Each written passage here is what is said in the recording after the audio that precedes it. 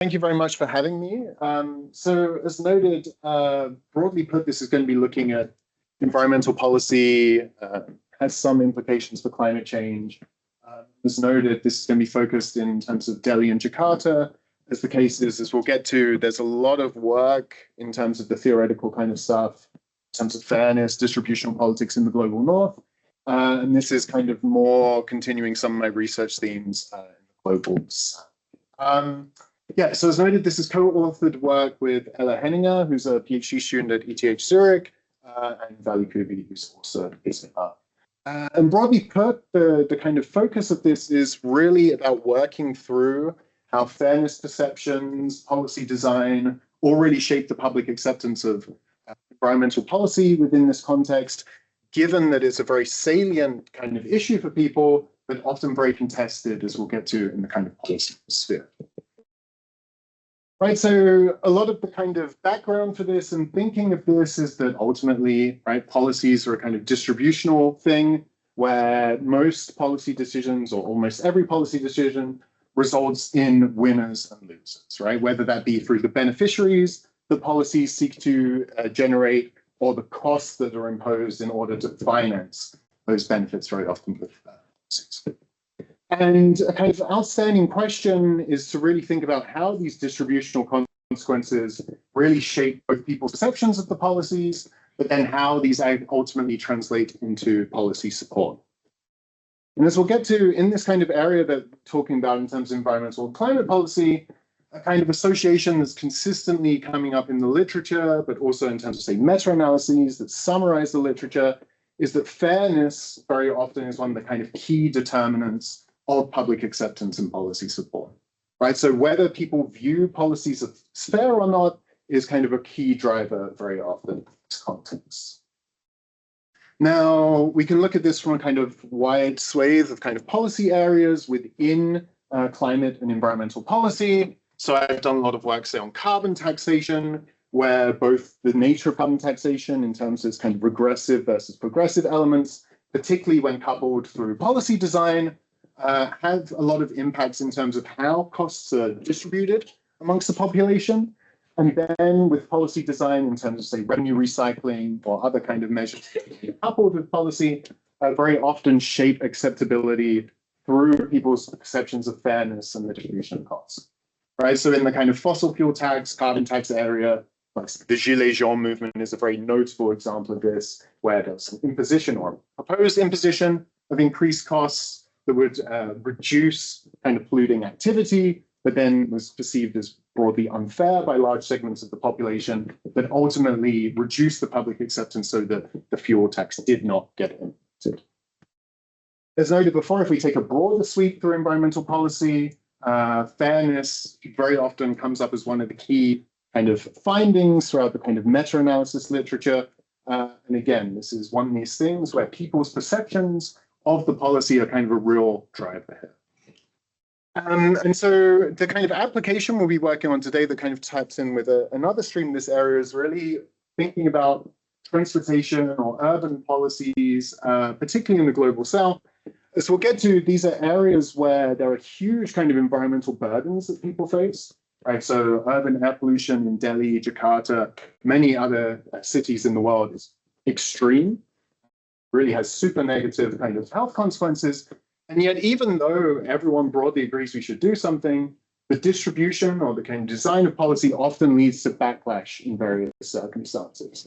So in older work, there's kind of more based off of kind of policy interventions in like 2017, 2018, things such as like odd-even rules in terms of limiting when you can drive your vehicle in the city, generated quite significant like elite level polarization, which then also translates into public polarization, which again hampers kind of policy implementation. So the kind of October, November 2017 odd-even rule kind of discussions in Delhi kind of led to initial proposal of the policy being implemented that got struck down, and ultimately this was not implemented. And so the key kind of theme here is that across these various policy instruments, countries, sectors, fairness and these distributional consequences come up time and time again. And so what we're trying to do in this paper is dig a little bit deeper into what we kind of conceive of as fairness and how different forms of fairness kind of play out. And so one of the motivational kind of aspects here is that very often in these meta-analyses, when talking about fairness, it's a fairly kind of blunt instrument in terms of it's like a single dimensional kind of aspect, right? Do I think this policy is fair? Do I support it or not? But very often that leaves open a bit of the question, which is what does someone actually mean when they say a policy is fair? Right? So when they're saying that this policy is unfair in general, is that like a genuine concern about like the distributional consequences of policy, say within a jurisdiction, or are people kind of projecting their own kind of effectiveness or their own burdens onto this and kind of rationalizing this as being unfair if they are personally affected? Right, and this is important because it suggests or kind of implies different ways we need to think about policy design depending on what is kind of coming to the fore. And so if you have fairness that is actually ultimately kind of self-justification of your own kind of policy effectiveness, attempts to kind of chase this from a policy perspective may be kind of trying to capture like an illusory object, right? It's that people rationalize and say that this is, well, we're concerned about this for the fairness for society as a whole. And when you start to do things about that, actually it still doesn't increase support because they're actually primarily concerned about how they're affected. Right? So that could be one way, but if this genuine kind of other regarding kind of concerns exist, then that also suggests, well, actually, there is more political space for redistribution where we have to be less concerned about these impacts for certain segments of the population. And so really what we want to do in this paper is kind of dig this out a bit and see what's going on. Right, so broadly put, our kind of research question or our interest is thinking about how the distributional consequences of policy shape people's fairness perceptions, trying to distinguish between more self-oriented fairness versus other-oriented fairness, and then ultimately how this translates into kind of policies, right? With the overarching goal to try and understand how divergence between these two kind of shapes the policy environment in this context. So as noted, we're going to be looking at this in terms of two urban areas, such as Delhi and Jakarta, with transportation policy, as noted, given the kind of contentiousness of this. And we're going to utilize survey experiments to kind of have some randomized variation in policy design, and then try and trace through how the distribution of benefits and costs within that policy design filter into fairness perceptions, which then filter into public acceptance and policy support. Right, so the context here is that this is a very acute environmental issue that has serious consequences for people's well-being across many cities in the world. Right, so Delhi has for years and years had this consistent issue with air pollution and smog in certain times of the year. Similar dynamics in Jakarta and many other cities, such as Accra in the global south.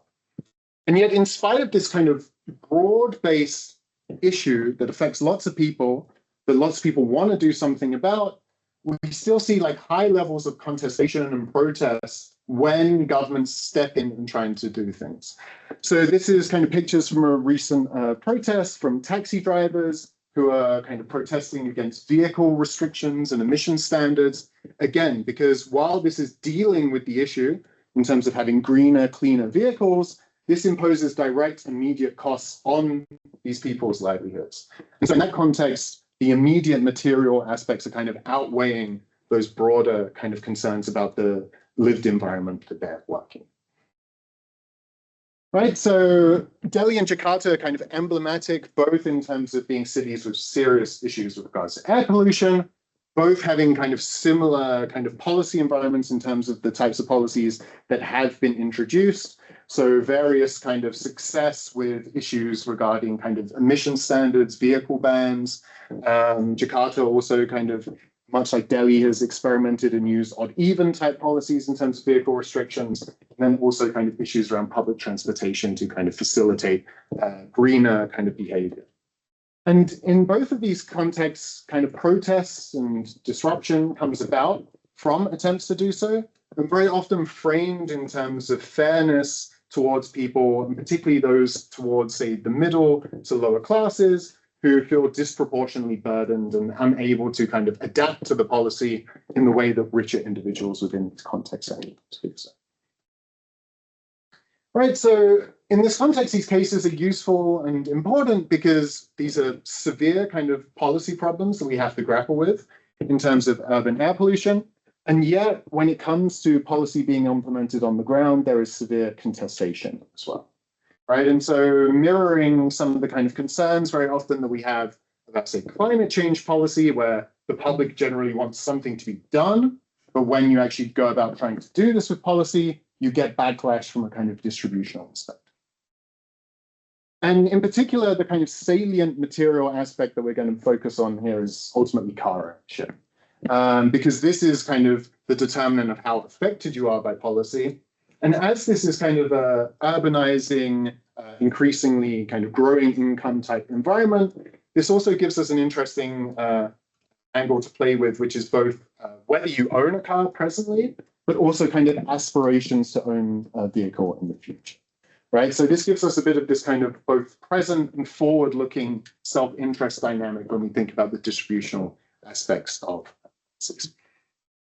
And so as part of this bigger project, Ella did a lot of kind of work in terms of interviewing stakeholders in many of these cities.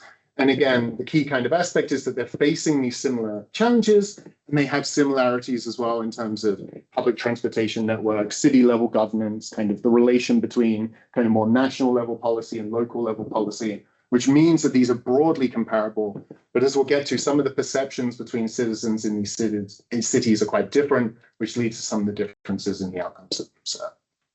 And again, as noted, with these kind of fairness type studies in terms of environmental and climate policy, things that kind of feed into the meta-analyses I talked about before, very often these are predominantly focused on countries or contexts in advanced economies or the global north, right? And so effectively what we're trying to see here as well is how much these kind of concerns actually also translate beyond those specific cases. Okay, so just to kind of reiterate, in these cities, air pollution is like the most important problem that people are thinking of from a policy perspective, right? So one kind of immediate reaction sometimes when we think about environmental or climate policy in poorer contexts compared to kind of advanced economies is that people are more concerned with immediate well-being, immediate livelihoods.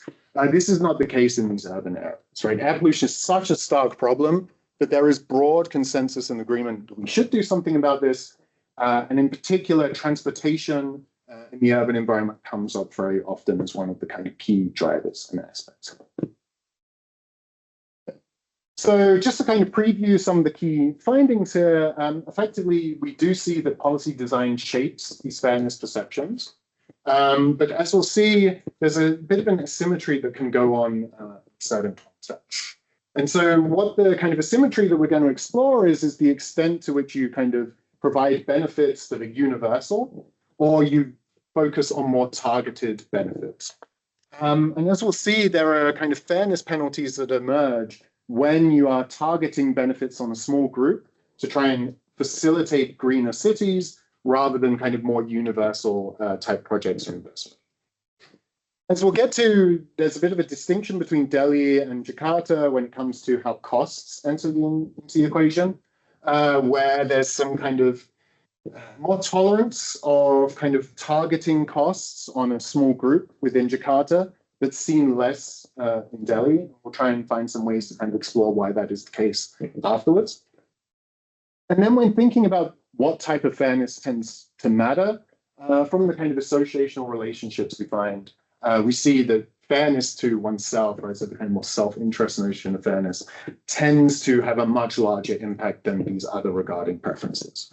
So other regarding fairness, so fairness to others still is associated with more policy acceptance, but it's roughly like a half to 2/3 of the magnitude of those kind of individual focused fairness perceptions. And as a kind of final step, we then document that this is also very clearly connected to the material kind of exposure that people have to these types of policies, which is based off of car ownership, both in a kind of existing or present day kind of car ownership, but also in terms of aspirations to own cars. right? And so broadly put, we're really trying to center the idea that we can't think of fairness as a kind of single dimensional concept, right? But it is multidimensional. While self-interest tends to dominate or have a larger impact, it's not completely wiping out other regarding perceptions. And so in this way, it's one of the kind of first kind of studies that's explicitly looking at this from trying to causally manipulate fairness perceptions as well with policy design.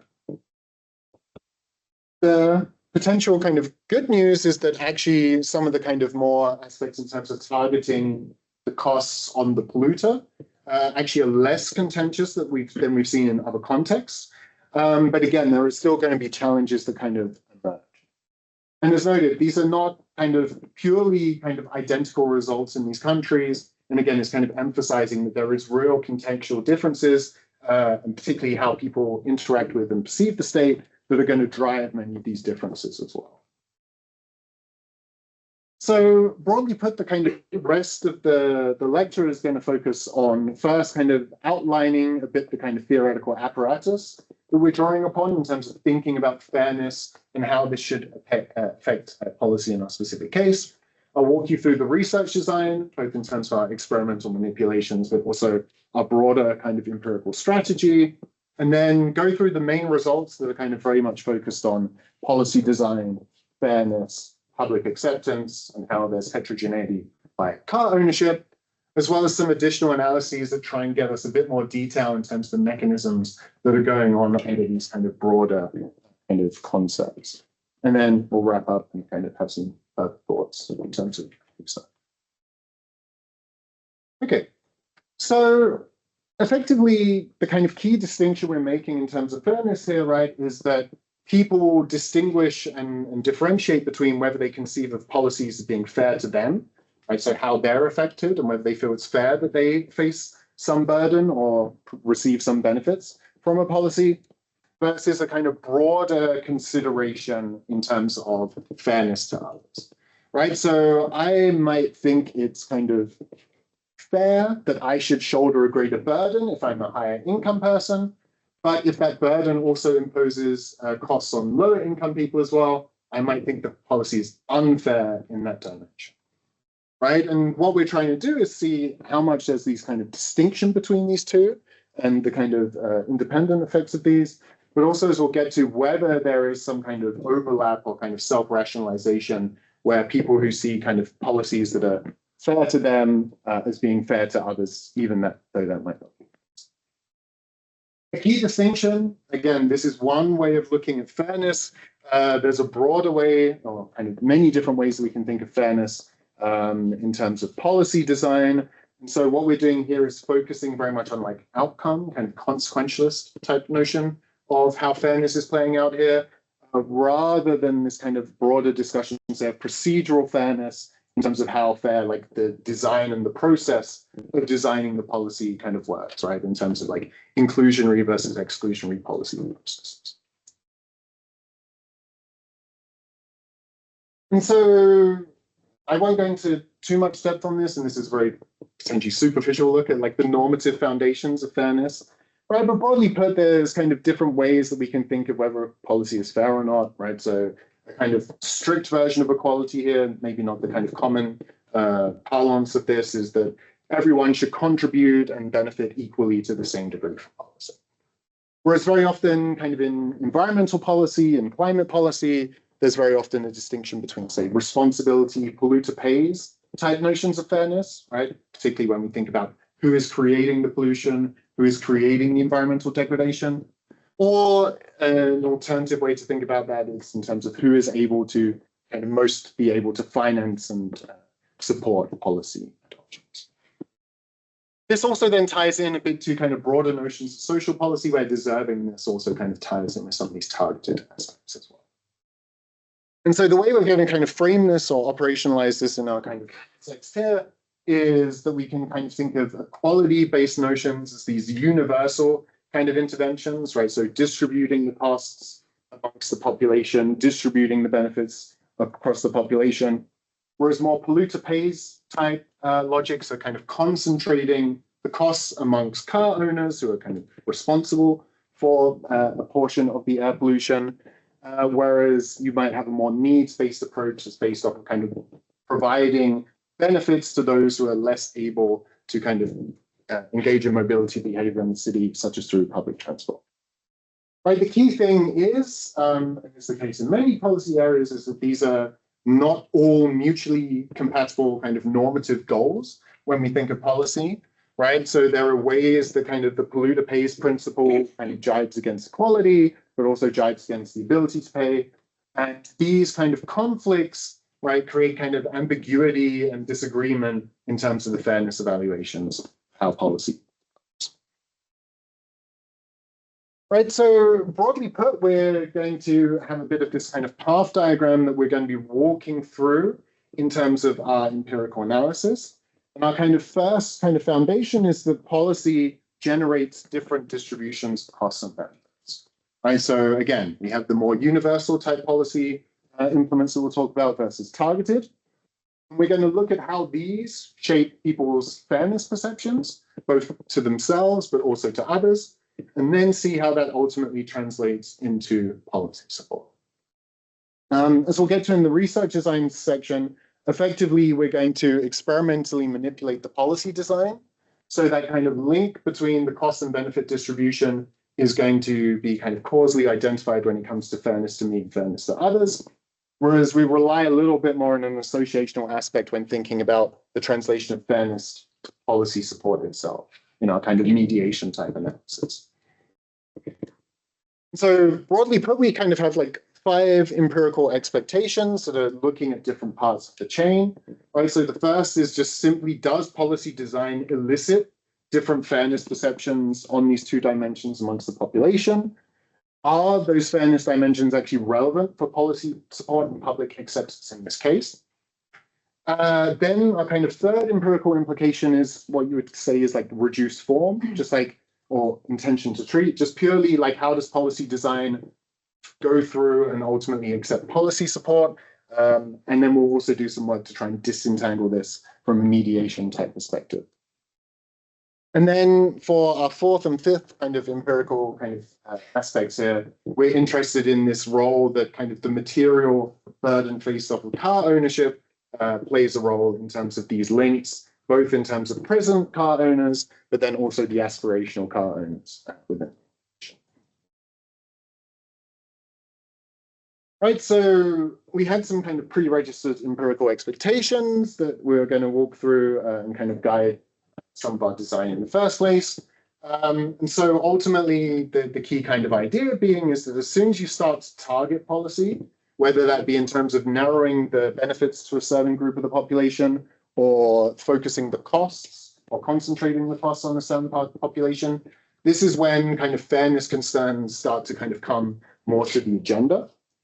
We have a kind of ambiguous kind of empirical expectation to kind of see what the data says effectively for the second aspect in terms of whether fairness to me versus fairness to others is kind of the stronger driver in terms of the link between fairness and policy support.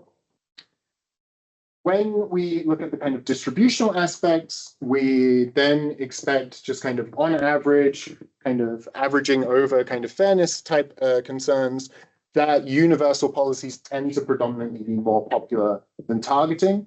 And when you start to add targeting, you start to reduce the overall level of support within Delhi and Jakarta.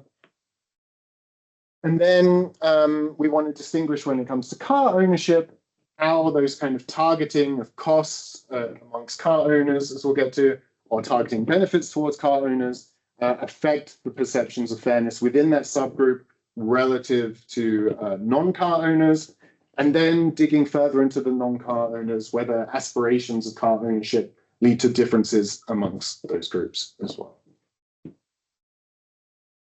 So how are we doing this empirically? So we're going to do some surveys in these 2 cities. And the key kind of exogenous variation we're going to start off with relying on is ultimately a vignette experiment in kind of 2x2 factorial sense, right? So we have the benefits of the policy that could be either universal or targeted. We have the costs of the policy that could be either universal or targeted. And then people are going to evaluate these and kind of randomize them. So akin to kind of like a vignette or kind of consumer choice conjoint type experiment, what we're going to have is that every respondent sees all of these, but they're just randomized in terms of the order that they see. We also do an analysis where we kind of only look at the initial randomization to have a kind of between subjects design approach here, and the results are pretty much the same. So we're not kind of biasing things by doing this within study. And so after each policy, we're going to first elicit their fairness perceptions, both for themselves, others, and then elicit their support and acceptance for the policy. Right, and so the way we measure this is fairly straightforward in terms of 5-point Likert scales, in terms of in favor or against the policy for support, and then whether people consider the policy fair to them personally, or whether they consider it fair to others in society. To deal with the repeated observation nature of our data, we're going to use random intercepts to allow for that kind of clustering to propagate through our insanity measures. And we're going to estimate these models separately so we can compare the two cities and allow for the effects to differ between the two cities. Our sample size is approximately 1,700 respondents per city. The key thing to note, right, is that given the kind of ease of accessing certain populations within these urban environments, while things are representative when it comes to age and gender, things such as income are going to potentially be more representative of car ownership than, say, in the general population within those city contexts. So that's an important kind of contextual factor to keep in mind. Okay, so what do our results look like? So before we get to those specific mechanisms, the first thing we want to just kind of look at descriptively is whether fairness perceptions like vary considerably, both across contexts, but also across various policy designs. And so we effectively have a 2x2 panel here, where the columns indicate the different cities, right? So Delhi on the left, Jakarta on the right. The first row is going to be the fairness perception in terms of individual fairness, and the second row is going to be the fairness perception in terms of fairness to others. And the kind of initial kind of descriptively interesting thing is that broadly put, the kind of distribution of fairness to others and fairness to oneself individually look pretty similar across both kind of across various policy instruments, right? So we're not seeing like kind of huge divergence in terms of other versus self-interested based fairness perceptions, which again is maybe indicative of some of this rationalization process that occurs. The other thing to note, as we'll kind of get to, is that if we have a universal policy, so that will be like the first bars on each of this panel, this is the one that people overwhelmingly tend to think is the fairest policy. But as we start to move away from that, you start to see kind of increasing opposition.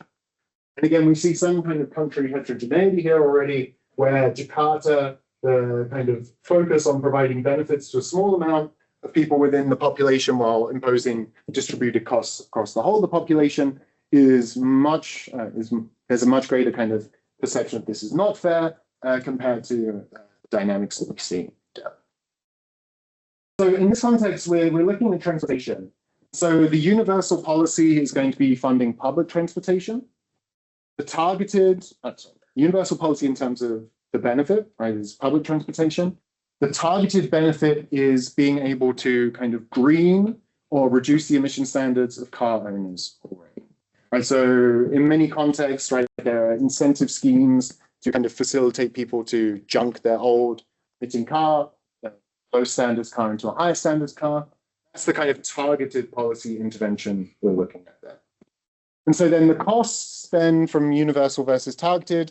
So a universal kind of cost structure is just kind of broad-based taxation on all citizens, whereas the kind of targeted cost structure is imposing those costs explicitly on car owners, right? Again, reflecting a bit that kind of polluter pays type logic.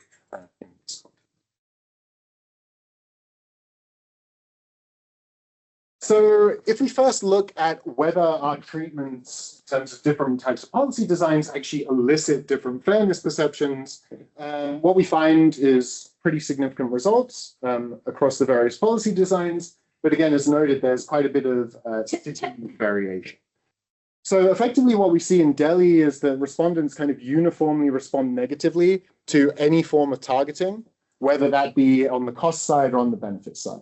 Right, so any movement away from a universal-based policy leads to significant decreases in support, in fairness perceptions for the policy. And so for each of these kind of policy options, we have two point estimates here. The first one, the kind of darker point estimate, is the fairness to me, and then the lighter point estimate is the fairness to others. And what we're seeing also here is this kind of lockstep movement with them as well. Right? We see very little difference in the actual effect size when it comes to people's fairness to me versus others perceptions that change as a result of policy design. If we look at Jakarta, there we see a bit of a different picture where ultimately policies that are kind of targeting benefits to the smaller groups, so kind of facilitating greener vehicle usage, are the things that are most opposed, whereas concentrating costs in that case by targeting polluters is not significantly different from a universal policy approach within Jakarta. Right, so effectively as noted, like Delhi just has this kind of uniform effect in terms of departure from universalism being considered less fair. And in contrast, Jakarta has a bit of an asymmetry where targeting the costs, if you provide general benefits, considered okay, but as soon as you start to target the benefits, that's where fairness perception tends to emerge. And as we'll get to, what we want to do is kind of dig this, distinguish a bit more here to see how much these are kind of moving in lockstep because people rationalize them as part of the same process, or if there is meaningful differences in terms of the other versus self-interested fairness perception. Before we get to that, though, we want to kind of see how these different types of fairness perceptions actually shape public acceptance. And again, given the kind of focus of that in the previous literature as being one of the key determinants. And here is kind of reiterating this point I made earlier, that both of them do work in terms of increasing policy support. But ultimately, the difference is that if people consider a policy fair to them, their policy support is much higher than if they simply consider it fair to others. All right, so for both of the cities, our point estimates look pretty similar in terms of roughly 1.5 to 2 times the effect size. If we're considering the self-interested fairness versus the more other regarding fairness, there's only one slight kind of deviation from this case, which is Delhi, where we kind of concentrate the benefits on the few rather and have the cost financed by the all. But again, we'll kind of distinguish what this looks like when we consider car ownership to get a better handle of what's going on here.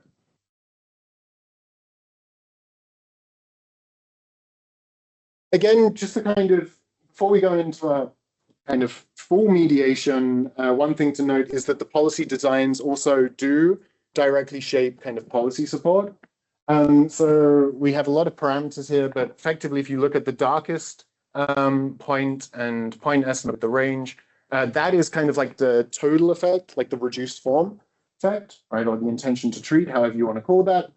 And again, what we see is similar to the kind of fairness perception, right? There's this uniform kind of decrease in policy support as soon as you move away from a kind of universal policy in Delhi, whereas in Jakarta, there is actually a slight positive increase in support if you're kind of targeting the costs on the polluter, but still providing universal benefits, whereas opposition emerges as soon as you target benefits. And if we try and decompose this utilizing kind of mediation models, again, a similar dynamic starts to appear where, at least in terms of the mediating effect, we see the similar impact between fairness and other regarding concerns, with the exception then being if you look at the kind of benefits few, costs or condition within Jakarta, where that's the one that elicits the most negative fairness concerns in terms of other regarding, no, in terms of fairness to me type fairness concerns. So key to kind of digging into understanding these fairness dynamics and potential for these not to work in lockstep with one another is looking at ultimately the group that is targeted by the policy, which is car owners. And so this is where we start to see kind of variation emerging in terms of different conceptions of fairness based off of different actions of car ownership. And so effectively what you see is that when you start to target the costs on car owners within Delhi, that's where you start to see that actually non-car owners don't really change their kind of perception of how fair the policy is to them relative to a universal policy. Rather, the negative effect is driven by the car owners who are the explicit target of the policy. Where they start to pull together, however, is if you provide benefits towards just the car owners, but then also have universal kind of costs to finance these things, right? And so in this case, effectively, you see that everyone kind of considers this to be both fair from a kind of other regarding perspective, but also a self-interested perspective. In Jakarta, again, you get a similar dynamic, but it's a bit different in a key way, which is the reason we see, say, this kind of average positive effect in terms of benefits targeted to all the costs imposed on the car owners is that you're effectively kind of pooling two separate perceptions of fairness that emerge, right? So effectively what happens in that context is that when you kind of have broad-based benefits that are financed through targeting car owners, the car owners consider this like to be unfair to them, whereas the people who don't own cars are considering this to actually be a fair policy fit. Right? And so that's why we get a bit more of this ambiguity in terms of the overall effect for that form of targeting in Jakarta than compared to Delhi, where effectively you're kind of shifted a bit to the left that the car owners react negatively, but the non-car owners are kind of indifferent in terms of fairness. And so then if we kind of finally start to distinguish between kind of the more within those groups of non-car owners, so looking within non-car owners in terms of whether they would aspire to have a car in the immediate future or not, again, this is where we start to see some distinction going on in terms of the fairness perceptions. Right, so effectively, again, the fairness to me is at the top, the fairness to others is at the bottom within any given policy design. And then amongst those non-car owners, the first point is going to be those who intend to buy a car in the future, whereas the second point is those who don't intend to buy a car. Right, and effectively, then what you start to see is that these kind of fairness perceptions arise quite considerably when you target the benefits, where those who don't intend to buy a car respond quite negatively, both in terms of themselves, but also in terms of others, whereas those who are not currently car owners, but conceive themselves as a car owner in the future, then actually are not significantly considering this less fair than a universal. The key kind of difference here again between Jakarta and Delhi is that this kind of leads to kind of indifference in terms of fairness compared to the universal policy for those in Delhi, whereas in Jakarta, it reduces the kind of negative fairness effect, but it doesn't completely wash it. Right, so what this means is that there are kind of like three stages of kind of fairness concerns, or three groups within the population, where it's not just enough to simply distinguish between who owns a car right now and who doesn't, as the kind of material kind of costs or benefits from the policy, but also a future kind of forward-looking way of thinking of these costs amongst the people. Right, so broadly put, the kind of empirical expectations tend to kind of match what we were expecting. The key thing to note is that in our kind of empirical expectation where we were indifferent between whether fairness to me versus fairness to other plays a role, then we find quite clear evidence that fairness to me is the overriding concern. And then the interesting dynamic being that even if you look at people based on their current material conditions, future kind of expected material conditions lead to people kind of having a greater affinity for the group that they're not part of right now, which is the car owners, than they would with the people that they are currently in with, which is the non. Right, so these are Still pretty high level kind of analyses, even though we're trying to distinguish again between different forms of fairness, different policy designs, how these kind of flow through different kind of issues in terms of car ownership, in terms of aspirations. And so we want to dig a little bit deeper in terms of what this looks like by trying to get some kind of more qualitative evidence in terms of how people kind of perceive and understand the dynamics we talked about here. So first, why do we see these general kind of levels of differences between Delhi and Jakarta, right? There was much more kind of gradation in terms of the sensitivity within Jakarta than Delhi, whereas Delhi kind of, as soon as you moved away from universality, there was just opposition. And so one aspect is that ultimately the kind of severity of the issue in Delhi is quite different. But I think what's quite relevant in terms of understanding those differences is that fairness norms are quite different between the two cities as well, right? So there is still an overwhelming kind of level of kind of support for equal pollution reduction between Jakarta and Delhi, but there is enough kind of difference to generate these kind of distinguishing type aspects in terms of stronger egalitarian norms within Jakarta, right? Stronger sensitivity to those targeted benefits towards car owners than you see in Delhi.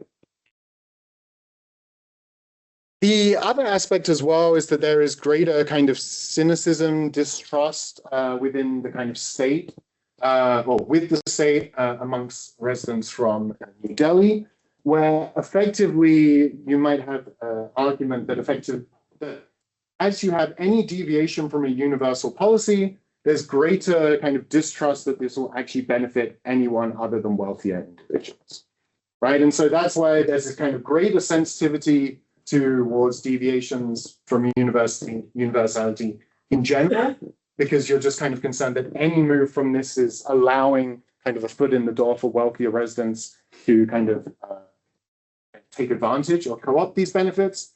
Whereas in, again, Jakarta, there's a bit more trust in the government, a bit more sensitivity to egalitarian norms, such that you have more of this gradation when we look at different types of targeting and different types of deviation from universality.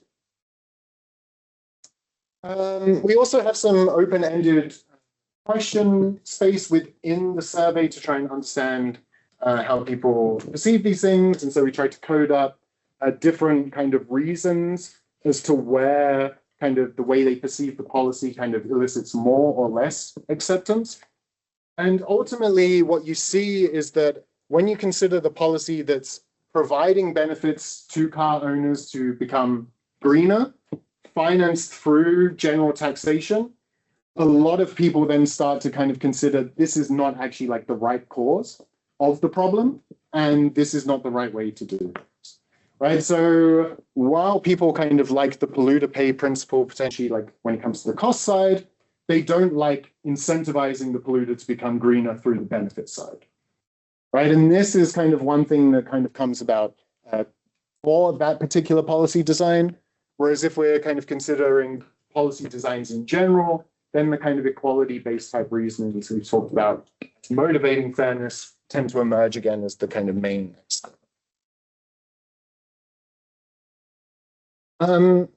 We also have a bunch of kind of more technical robustness checks to kind of deal with some of the inferential challenges in the paper. So as noted, the main analysis is looking at this in terms of all of the evaluations that respondents make. We might be concerned that that like initial evaluation kind of primes the way they think of things moving forward. So we kind of reduce things down to either just looking at the first vignette that they see, or looking at a bit of a kind of pre-post thing where we condition on the first vignette and how that depends relative to the second vignette.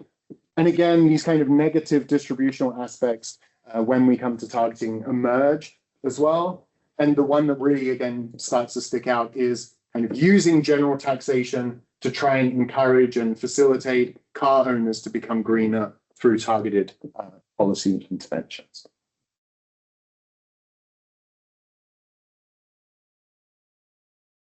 The final thing is, again, how much there is this kind of overlap between fairness to me and fairness to others' perceptions. So we saw in some of the figures that we're able to generate kind of deviations between the two, that they're not always moving in lockstep. And the key kind of explanation for that is car ownership or aspirational car ownership. If we look at this in a broader sense, effectively what you see is like roughly 2/3 of the sample kind of move in lockstep in terms of whether they see a policy as being fair to me versus fair to others. Whereas the other third are those who allow for some variation, that they either see it's like fair to me, but unfair to others, or unfair to me and fair to others. And this non-alignment tends to be greater, again, when you have the targeting involved. Right? So policy design kind of shapes kind of divergences between these fairness perceptions. And this non-alignment is what kind of leads to lower support, particularly in the case of Delhi. Right? And this is, again, very often those cases where people start to think the policy is unfair to them, but maybe still hold similar beliefs in terms of fairness to others, and ultimately how they see policy affecting themselves overrides those other regarding concerns. And as noted, we can explore this in terms of subgroups, and really a key distinction going on very often is this aspirational kind of future-oriented looking at this, that very often a lot of the differences emerge from those who aren't presently car owners, but see themselves as being car owners in the future. So broadly put, what we've tried to do is really understand a bit more how fairness operates, given the importance that it's placed in the literature on this concept, and in particular, trying to distinguish between different notions of fairness. Right? And so thinking about whether fairness to me and fairness to others are distinct concepts versus kind of just moving in lockstep. And given the results that we see in terms of how policy design shapes these things, it is kind of clear that there is movement and differences amongst this when we think about how policy design provides targeted benefits or kind of concentrated costs, where self-interest-based kind of fairness to me is more responsive, whereas fairness to other tends to be still kind of following the kind of broader normative principles.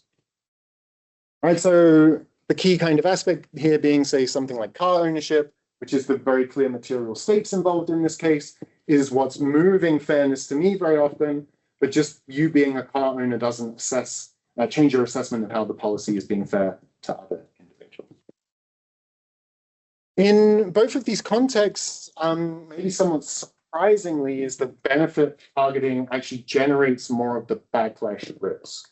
Right, so interestingly, if you look at kind of climate policy in advanced economies over the past 15, 20 years, the things that have generally been relatively uncontroversial have been targeted benefits, right? So EV grants, feed-in tariffs, kind of solar adoption, which only a small segment of the population can very often take on. But the things that have generated more backlash have been kind of costs that are kind of quite obvious and immediate to understand, where people are differentially affected, right? Carbon taxes, things like this. And so what's interesting in this case is that actually benefit targeting is doing more of a kind of negative impact, right? So this kind of gives us a kind of clear understanding that we can't just transport kind of a lot of the findings that we know from the literature, let's say based off of advanced economies, to these urban settings within the global south when talking. And again, this is not just a kind of amorphous blob. There are significant differences between Delhi and Jakarta here that are very much related to the kind of local context in terms of politics, trust assessment, and the kind of policy history. Right, so effectively, just to kind of reiterate a bit, there is the case that self-interest and other regarding fairnesses can be distinct objects that operate through distinct channels. It is the case that self-interest tends to do more of the work, but it's not doing everything, right? It doesn't completely swamp out these other regarding preferences. So that implies that there is at least some kind of room for movement from a kind of redistribution perspective by targeting these fairness to others. But if we're not cognizant of what this also means to kind of individuals' perceptions of fairness, we might miss something here as well. And again, this is trying to further emphasize thinking about contextual moderation, thinking about how this ties in to kind of broader issues such as trust, kind of perceptions of the elites, which also are one of those kind of key things to understand environmental and climate policy acceptance as shaping things moving forward. So that's it. Look forward to your questions.